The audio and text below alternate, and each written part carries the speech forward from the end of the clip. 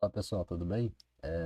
Nesse vídeo eu quero mostrar para vocês como fazer o plot de campos de direção usando o Octave, tá? O Octave, quem não conhece, é uma ferramenta open source que tem assim, as funcionalidades similares ali ao MATLAB, em que são programas que lidam com operações matriciais, assim, resumindo, assim, bem resumidinho, digamos assim, tá? Então, para resolver sistemas lineares ou decomposições LU, enfim, coisas nesse nível, tá? Trabalhando com operações matriciais, com uma interface assim bem agradável, com coisas por baixo otimizadas e, enfim, tá? É, esse vídeo, peço até desculpa pela qualidade, principalmente do áudio e tal, tô tentando passar um filtro aqui, mas ele tá no modo antes feito do que não feito, tá? Então, tava enrolando demais para fazer e resolvi fazer. O roteiro vai ser bem simples, tá? Preparei um material de apoio aqui, tiver a documentação do Octave e entrar no Octave de vez para implementar a coisa, tá? Então, vamos direto ao assunto. Como falei, o objetivo é fazer o plot de campo de direção, né? Para isso, a gente vai usar a função chamada quiver. Essa função, assim como qualquer outra função em linguagem de programação, ela pode ter diversas assinaturas, né? Posso colocar um número maior ou menor de argumentos nela e ela retorna o resultado esperado. A gente vai usar a assinatura dela, que os dois primeiros argumentos vão retornar para a gente, né, vão definir para a gente qual é a malha, ou seja, qual o espaço bidimensional discretizado que a gente vai usar para plotar nossos campos de direção.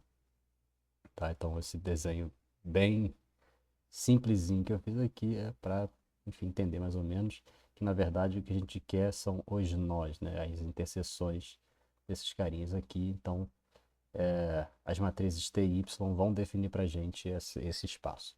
Enquanto o que está pintadinho aqui de azul, verde, sei lá, ciano, né? Acho que é a coisa mais correta, vão ser de fato os vetores, né? Então, esses vetores vão ser posicionados naquela malha e as coordenadas, né, horizontal e vertical dele vão ser definidas pelas funções, né, também matrizes aqui no caso, ft e fy, tá? E o objetivo nosso, né, é plotar esse campo de direção sim, ou seja, garantir que nosso vetor resultado aqui, o L, ele, ele tenha a direção que a gente gostaria, e com um tamanhozinho ali, por questão de estética mesmo, um tamanho regular e especificamente aqui tamanho 1, né? Isso a gente vai normalizar esses vetores no final do processo. Tá? O truque tá aqui é que o quiver, ele é usado para plotar campos vetoriais, né? Não tem esse uso específico. Então a gente vai fazer uma pequena adaptação aqui para que ele funcione. Bom, então essa adaptação é bem simples, né? Bem trivial, assim. Simplesmente a gente vai fazer a decomposição do vetor de maneira que o fy seja L seno de alfa, ft L cosseno alfa. Se a gente então tem a razão desses dois, a gente tem a tangente de alfa, tá? E dessa forma a gente tem que a relação de dependência entre fy e ft vai ser a relação ali a partir do m, do valor de m. Que já a gente vai entender quem é esse m. Ele vai ser a nossa direção, a tangente. Mas ele vai vir da nossa equação diferencial. E aí o truque, né, como a gente não está preocupado exatamente com o tamanho do vetor, a gente só quer garantir que ele tenha a direção, né, o ângulo correto. Então a gente pode fazer uma escolha arbitrária, por exemplo, fazendo ft igual a 1. Tá? Fazendo ft igual a 1, então o fy vai ser igual a m, e aí a gente consegue calcular a norma do nosso vetor, né? Vai ser raiz quadrada de 1 mais m quadrado, e aí a gente pode tranquilamente, no final da história, né, normalizar esses caras aqui e garantir que, enfim, que eles tenham tamanho 1, como a gente gostaria para questão bonitinha, estética, né? Para que essa ferramenta do campo de direção seja uma ferramenta elegante também visualmente, tá? E a equação do exemplo, se eu não me engano, é o exercício 1 do livro do Boss de prima de equações diferenciais, que inclusive ao voltar a estudar esse livro motivou a fazer, porque eu lembro que a primeira vez que eu passei por ele eu tive dificuldades em achar a ferramenta que fizesse os desenhos que ele pedia lá, e obviamente que não ia fazer isso na mão, né? Então, essa aí é a equação de exemplo, né? DDY, né? DDT de y vai ser uma função que poderia depender de yt, mas aqui no caso só depende de y, que é menos y mais 3, tá? Então, beleza, tá definido, né, a nossa apresentação do que vai ser esse, esse carinha. E aí, para gente, para quem não tem experiência aí com o uso dessa ferramenta, né, nunca viu ou viu pouco, eu vou trazer para vocês aqui um pouco da documentação. Você tem duas documentações aqui, uma fica nesse Octave Forge e outra fica direto na versão GNU deles. Eles têm uma aparência geralmente diferente, mas dizem a mesma coisa, ou deveriam pelo menos. Bom, então você pode ver que o Quiver na documentação ele tem várias maneiras de encher, né? De colocar parâmetros nele, várias assinaturas, vamos chamar assim. E a gente vai usar esta aqui, tá? Sendo uma função, a gente coloca argumentos, ele devolve alguma coisa. No caso, que ele deve, da Quiver, ele vai devolver para a gente, né, o plot do campo vetorial, tá vendo? Ele é preparado para isso, a gente vai hackear um pouquinho ele, porque é possível. Né? É possível, a gente não precisa da ferramenta diferente só para fazer isso. Tá? Então, no final da história, ele vai devolver um gráfico para a gente bonitinho, e aí de maneira que x, y ali vão ser uma malha, né? A malha mesh grid, que vai ser o próximo documento que a gente vai olhar. No final da história, a gente talvez use esse parâmetro S, que é o parâmetro de scaling. Né? Eu vou botar ali porque acho que vai ficar legal, vai ficar mais elegante ainda. E ele aplica um pequeno fator de escala em cima dos vetores, né, baseado na posição deles na malha. Tá? Para alguns casos pode ser interessante, para a gente não vai ser tanto. A diferença vai ser bem pequena, mas eu vou mostrar os dois resultados para vocês verem que fica bacana. O valor default dele é 0.9, mas se você colocar o valor 0, ele desabilita todo o scaling, né, que ele aplicaria nos vetores. Então vai ficar tudo tamanho 1, como a gente se predispôs a fazer aqui. Tá? Bom, o segundo documento vai falar sobre Mesh Grid. A gente vai usar especificamente esta assinatura. E olha que legal, né? O Mesh Grid ele devolve para a gente, né, duas matrizes, que é que ele chama de XX, YY, mas na verdade no nosso caso vai ser, como definido aquele material anterior, vai ser T e Y. Então ele vai corresponder a uma malha bidimensional 2D total, né? Full 2D grid aqui pra gente, tá? Então a gente vai usar basicamente este formatinho aqui na hora de ir pro Octave. Tá? Esse X aqui é um vetorzinho, né? É um pequeno range. A gente vai usar inclusive esse nome aqui porque é bem conveniente. E nossa malha vai ser uniforme, né? Então a gente vai precisar só de um rangezinho, ele vai preencher pra gente as coisinhas. Outra coisa que a gente vai usar para fazer a função, principalmente aquela ft, eu posso não usar, né? Mas só para deixar claro que isso é possível, como ela é 1, e na verdade a gente não vai definir um valor, né? A gente vai definir todos os valores para cada ponta malha. Então eu vou ter outra matriz aqui. E aí se eu quiser fazer uma função, fazer uma matriz, onde todos os elementos são 1, são 2 ou 3, então valores específicos, né? A gente pode usar essa função once e passar o tamanho da matriz ali. Tá? Então ele vai retornar para a gente uma matriz ou um array n-dimensional, um tensor, alguma coisa assim, tá? Que todos os elementos são 1. Tá? No nosso caso vai ser só matriz, né? E outra coisa importante é que operações com matrizes, né, a gente sabe que elas, elas se apresentam em várias formas, digamos assim. Tá? Por exemplo, se a gente fizer uma multiplicação, que a gente vai fazer, a gente não quer, para o nosso caso, a multiplicação de matriz no sentido tradicional, né, que é linha com coluna, aquela coisinha lá. A gente quer, na verdade, a operação elemento a elemento da nossa estrutura de dados lá matricial.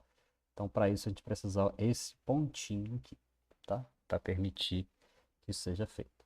Beleza? Então, assim, isso encerra a nossa parte dessa abordagem. sobre, né, sobre essa leitura de documentação e vamos para o Octave diretão. E aqui que vai ser a parte divertida. Eu estou aqui no terminal Linux, tá? Então, a telinha aqui normal, instalei o Octave que está na distribuição do Ubuntu aqui que eu estou usando, tá? Você vai ver que a gente vai iniciar ele simplesmente digitando Octave. Ele tem uma interface gráfica, tem uma ideiazinha, mas ela é tão simples quanto isso aqui, então eu resolvi fazer aqui diretão. Então digitei Octave, ele abriu aqui o terminal do Octave, vou dar Ctrl L aqui para dar uma limpadinha na tela, para ficar mais bacana. E é isso, né? A partir daqui a gente começa a digitar comandos. Você pode salvar isso no arquivinho de texto e pedir para ele executar, tá? Eu vou pular essa parte porque eu quero que a gente faça isso iterativamente. Interativamente. O matemático falou interação. Vamos lá. Então, a primeira coisa que a gente precisa definir é aquele range, aquele alcance de valores. E a gente pode fazer simplesmente usando o uso aqui, usando essa notação com colchetes. E aí, por exemplo, se eu quiser fazer um range de 0 a 10, faço isso aqui, vou digitar Enter e você vai ver que ele, né, colocou para a gente o range que a gente gostaria de 0 a 10 ali. Eu poderia também subdividir um pouquinho, né, definir qual é o passo, né, que ele dá de um para o outro, simplesmente colocando, em vez de botar só 2 pontos, colocar um segundo 2 pontos e no meio desse cara botar qual o passo que eu quero. Por exemplo, aqui eu daria um passo de 2 em 2. Poderia dar um passo de meio em meio e assim sucessivamente, tá? Outra coisa que é interessante é que o Octave está cuspindo para a gente, né, na tela aquilo que a gente está operacionalizando. E quando ele passa, né, do tamanho da tela, ele faz essa divisão para a gente. Então, por exemplo, está dizendo que as colunas estão de 0 a 9, aí apresenta lá, não coube na tela, ele, beleza, eu vou separar aqui. Então, as colunas de 10 a 18 e de 19 a 21, tá?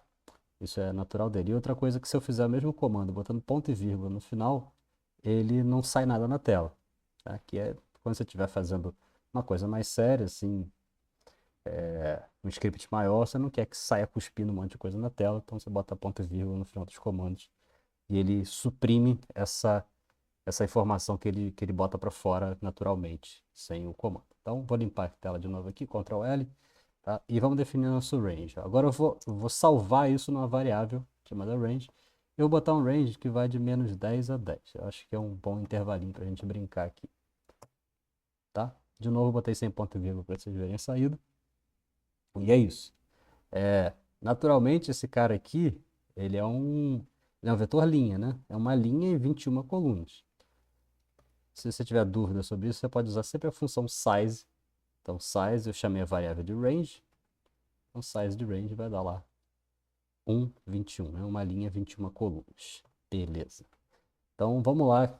Acho que essa era a parte de notação que a gente precisava ali, assim, um pouco mais não intuitiva, digamos assim. Agora vai ficar tudo ou intuitivo ou que a gente já viu na documentação. Vou usar essa mesma notação para acumular agora, fazer a nossa malha bidimensional. Então, vamos lá, Mesh Grid. E o que ele vai usar para encher o nosso Mesh Grid vai ser o espaçamento, né, o range que a gente definiu ali na nossa variável range. Tá? Então, vou dar Enter aqui, ele vai gerar para mim, né, a saída da função Mesh Grid vai ser desempacotada, digamos assim, nas variáveis t e y. Então, tá lá, vou subir aqui para a gente ver. Então, temos t, aí de novo aquela brincadeira, exauriu o espaço que ele tinha de visualização, ele divide para a gente, então aqui vai colunas de 1 a 19, 20 a 21, mesma coisa no y e tal. Vocês vão reparar que a gente fez uma malha bem regularzinha, né? Ela tem o mesmo espaço em todas as direções, e então, na verdade, essas matrizes T e Y vão ser matrizes inversas uma da outra. Tá? Então, você vê que a primeira coluna de T é tudo com menos 10. Então, a primeira linha de Y vai ser tudo menos 10, assim sucessivamente. Então, o que você tem que enxergar disso, caso não pareça estranho, é quando eu sobrepor esses valores, eu vou ter as coordenadas dos pontos que vão formar nossa malha bidimensional, tá? Então, primeiro com primeiro vai dar primeiro ponto, né? A primeira linha, a primeira coluna, tanto de Y quanto de T, vai dar o parzinho, né? O XY ali do nosso, de um ponto da nossa malha e assim sucessivamente, tá? E esses caras, obviamente, né? Deixa eu limpar aqui, o size, tanto de T quanto de Y, vão ser 21, 21. São matrizes quadradas aqui. Vou repetir também para Y, só para ter certeza. E tal. Beleza? Então a gente tem 50% aí do esperado, né? A gente já tem, da nossa assinatura da função quiver, a gente já tem a nossa malha definida. Agora vamos definir as funções. Bom, a gente precisa dos valores m. Eles são os mais importantes no primeiro momento. Vamos dizer que m vai ser menos y mais 3. Tá? Aqui quando você está operando com... É estranho, né? Mas você está operando com a matriz y mais 3. Tá? Ele aceita essa notação sem necessidade daquele pontinho. Tá? Se a gente lembrar que, por exemplo, a primeira linha de y é tudo menos 10, então quando eu der Enter aqui, eu vou esperar que a primeira linha desse resultado vai ser menos 10 mais 3. Então vai ser tudo 13. Né? E é certinho lá, e aí os outros valores vão na sequência da ideia. Tá? Beleza. Então vou limpar a tela de novo. Vamos definir nosso L.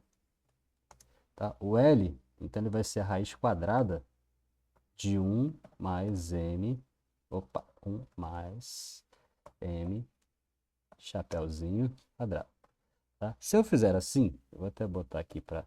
É legal apresentar alguns erros, né? Vou tentar não desvirtuar muito, mas alguns erros são interessantes mostrar.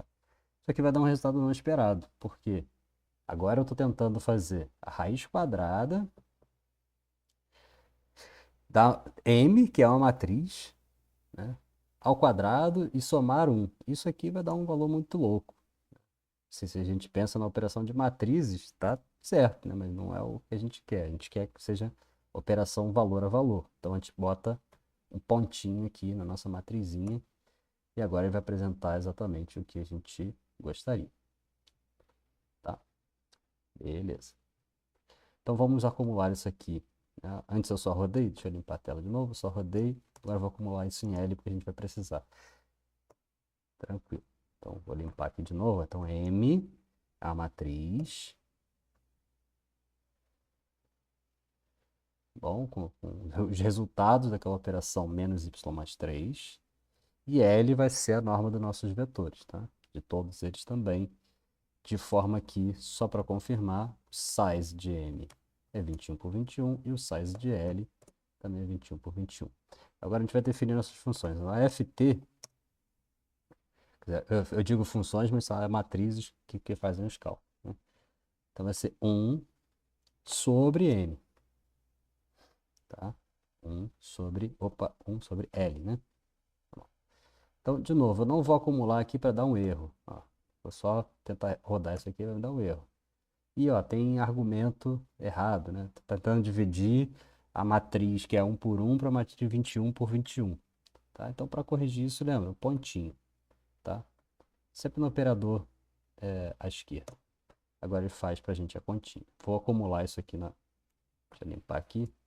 Vou salvar esse resultado na variável ft. Tá feito. Vou limpar a tela de novo. Agora nosso fy vai ser m sobre L. De novo, se eu fizer só m sobre L, ele até vai fazer, né? Vai fazer o cálculo, mas ele vai reclamar que é matriz singular e tal, porque a gente está tentando fazer divisão de matrizes, né? Divisão certinha, digamos assim, de matrizes, mas o que a gente quer, na verdade, é operar elemento a elemento. Estou sendo redundante aqui, mas vai ficar claro. Então, na verdade, a gente vai ter aqui m ponto sobre L. Tá? E agora a gente tem os valores que a gente gostaria. Show de bola. Vou limpar aqui a tela mais uma vez. Então a gente tem tudo que precisa agora. Tem T, né? Tem Y, tem Y, tem FT e tem FY. E todas as variáveis definidas. Agora a gente chama nossa função quiver para abraçar esses carinhas aqui. e a gente vai ter nosso resultado final, tá?